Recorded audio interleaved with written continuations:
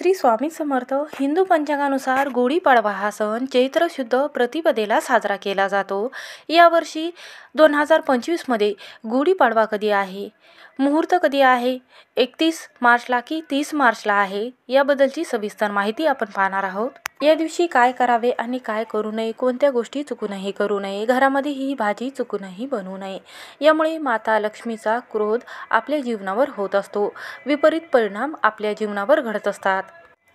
यामुळे आपल्या जीवनावर आणि आपल्या संपूर्ण कुटुंबावर दोष लागत असतात आणि माता लक्ष्मी आपल्यावर क्रोधित होत असते, म्हणून चुकूनही ही भाजी खाऊ नका। मुहूर्त काय आहे आणि 3.5 मुहूर्तापैकी हा सण म्हटला जातो। असं म्हटलं जाते की या दिवशी नवीन वस्तू खरेदी करणे, व्यवसाय प्रारंभ, नव उपक्रमाचा प्रारंभ, सुवर्ण खरेदी इत्यादी गोष्टी या दिवशी खरेदी केल्या जातात। दारी उभारलेल्या गुढी हे विजय आणि समृद्धीचे प्रतीक म्हटले जाते। या दिवशी सर्वार्थ सिद्ध योग तयार झालेला आहे। गुढीपाडव्यापासून राम जन्मोत्सवाचा कार्यक्रम सुद्धा प्रारंभ होत असतो। तर यंदा गुढीपाडवा हा सण आहे, हा रविवारी तर यावर्षी गुढीपाडवा हा सण रविवार 30 मार्च 2025 रोजी साजरा करण्यात येणार आहे। तर गुढीपाडव्याचे धार्मिक महत्त्व काय आहे, तर पहा, गुढीपाडव्याचा शब्दाचा अर्थ गुढी म्हणजे ध्वज आणि पाडव्याला प्रतिपदा तिथी म्हणत असतात। असं म्हटलं जाते की या दिवशी भगवान ब्रह्मदेवाने विश्वाची निर्मिती केली होती। गुढीपाडव्याच्या दिवशी सर्व लोक ब्रह्मदेवाची पूजा करत असतात, ज्यांना विश्वाचे निर्माता म्हणून ओळखले जाते। आपल्या हिंदू वास्तुशास्त्रामध्ये आणि अनेक मान्यतेनुसार भगवान ब्रह्मदेवाने गुढीपाडव्याच्या दिवशी विश्वाची निर्मिती केली होती। याच दिवशी आपल्या महाराष्ट्रामध्ये, आपल्या राज्यामध्ये एक वेगळीच वैभव आणि भव्यता दिसून येत असते। गुढीपाडव्याच्या दिवशी सर्व वाईट गोष्टीचा नाश होत असतो आणि त्यामुळे आपलं नशीब आणि सुख समृद्धी घरामध्ये राहत असते आणि सौभाग्याची प्राप्ती देखील होत असते। या दिवशी माता लक्ष्मीला प्रसन्न करून घेण्यासाठी आपल्या घरामध्ये कोणत्या गोष्टीची किंवा कोणती काळजी घ्यायची आहे आणि आपल्या घरामध्ये कोणतं पाणी जे आहे हे शिंपडायचं आहे, ज्यामुळे घरातील वातावरण शुद्ध होते, घरात येणारे संकट विघ्न दूर होतात। त्याचबरोबर या दिवशी उंबरवट्यावर हळदीचं लेपन का लावले जाते, तर पहा, या दिवशी आपल्याला चिमूटभर हळद घ्यायची आहे किंवा चमचाभर हळद घ्यायची आहे, त्यामध्ये आपल्याला गंगाजल गोमूत्र टाकायचं आहे आणि हे हळदीचं लेपन जे आहे ते मुख्य उंबरवट्यावर लावायचं आहे, ज्यामुळे नकारात्मकता, वाईट शक्ती, त्याचबरोबर नजर घराला लागत नाही, घरामध्ये आजारी व्यक्ती पडत नाही। त्याचबरोबर घरामध्ये मुले जे आहे हे सतत आजारी पडत असतात, तर घरामध्ये आजारी व्यक्ती जो आहे हा बरासुद्धा होत असतो आणि मुलाला नजरसुद्धा लागत नाही। व्यवसाय असेल, दुकान असेल, त्याचबरोबर काही नोकरीच्या समस्या असेल, ह्या सुद्धा दूर होत असतात। त्यामुळे हळदीचं लेपन उंबरवट्यावर या दिवशी आवर्जून लावावं।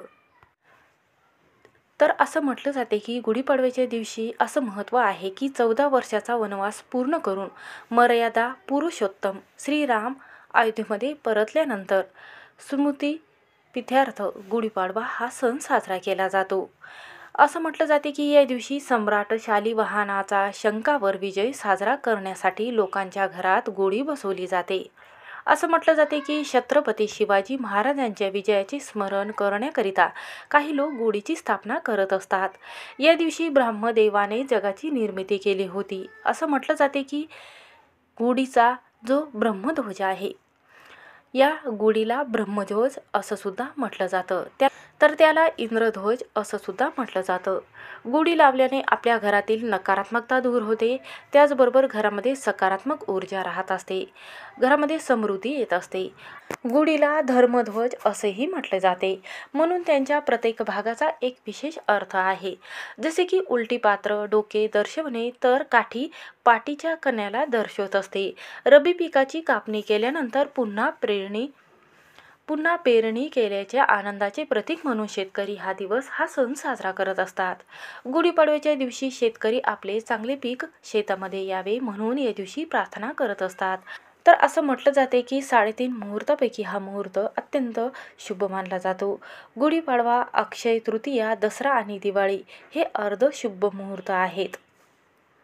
आपल्या भागामध्ये गुढी उभा करण्यासाठी एक काडी घेतली जाते, त्या काडीला स्वच्छ धुवून घेतले जाते. त्याचबरोबर त्या काडीला आपल्याला एक आंब्याचं तोरण, त्याचबरोबर कडुलिंबाची खांटी आपल्याला आणायची आहे, फांदी आणायची आहे, त्याला लावायची आहे, एक गाठी लावायची आहे, पुरणपोळीचा नैवेद्य दाखवायचा आहे. गुढी उतरत असताना आपल्याला गुळपोळीचा नैवेद्य दाखवायचा आहे किंवा गुळ खोबऱ्याचा नैवेद्य दाखवायचा आहे. त्याचबरोबर या दिवशी गाईला गुळपोळीचा नैवेद्य खाऊ घालायचा आहे. त्याचबरोबर या दिवशी आपल्या घरामध्ये एक कलश भरून घ्यायचा आहे. त्यामध्ये गोमूत्र, गंगाजल आणि खडे मीठ, हळद टाकायचे आहे आणि हे पाणी तुळशीच्या पाण्याने संपूर्ण घरामध्ये आपल्याला शिंपडायचं आहे. तर तुम्ही घरामध्ये, अंगणामध्ये किंवा गच्चीवर जिथे तुम्हाला गुढी उभारायची आहे ती जागा स्वच्छ करायची आहे आणि गुढीभोवती आपल्याला पाट ठेवायचा आहे. पाटावर रांगोळी काढायची आहे आणि त्याचनंतर यावर आपल्याला लाल किंवा पिवळ्या रंगाचे वस्त्र टाकायचे आहेत आणि त्यानंतर यावर गुढी आपल्याला उभी करायची आहे. गुढीला आपल्याला स्वस्तिक काढून घ्यायचं आहे. गुढी उभारून गुढीला हळदी कुंकू अर्पण करायचं आहे, नैवेद्य दाखवायचा आहे. व त्याचबरोबर या दिवशी पुरणपोळीचा नैवेद्य हा गुढीला दाखवला जातो. असं म्हटलं जाते की आपल्या जीवनामध्ये सुख समृद्धी राहण्यासाठी या दिवशी चुकूनही घरामध्ये मांसाहारी पदार्थ बनवू नका. उडदाची डाळ, मसूर डाळ, कांदा लसूण, त्याचबरोबर घरामध्ये किंवा बाहेर जाऊन मांसाहारी पदार्थ चुकूनही खाऊ नका. या नियमांचं पालन करावं. या दिवशी केस कापू नये आणि त्याचबरोबर दाढी वाढवू नये, नखं कापू नये आणि घरामध्ये जे कपडे आहे किंवा तुटलेल्या वस्तू आहेत, फाटले तुटलेले कपडे असेल तर ते काढून टाकावे. पलंग तुटलेला असेल काढावे. त्याचबरोबर घरामध्ये जाळे जळमाटे असेल ते काढून टाकावे. या दिवशी घर स्वच्छ करावे, कारण हा जो दिवस आहे हा नवीन वर्षाची सुरुवात करणारा दिवस म्हणून ओळखला जातो. हा 3.5 मुहूर्तापैकी एक मुहूर्त म्हटला जातो, म्हणून या नियमांचं पालन करावं. घरामध्ये सुख समृद्धी राहण्यासाठी या दिवशी आंब्याचं तोरण देखील उंबरवट्यावर तुम्ही कवड्याचं तोरण बांधू शकता किंवा आंब्याचं तोरण बांधलं तरीही चालेल. यामुळे माता लक्ष्मी आपल्या घरामध्ये प्रवेश करत असते. या दिवशी तुळशी माताला कच्चे दूध, हळद, त्याचबरोबर गंगाजल आणि उसाचा रस जो आहे हा अर्पण करावा. यामुळे माता लक्ष्मी आपल्या घरामध्ये अखंड वास करत असते आणि घरातील दारिद्र्य संपून घरामध्ये यश, धन, संपत्ती यामध्ये वाढ होत असते. म्हणून या नियमांचं पालन करावं. श्री स्वामी समर्थ.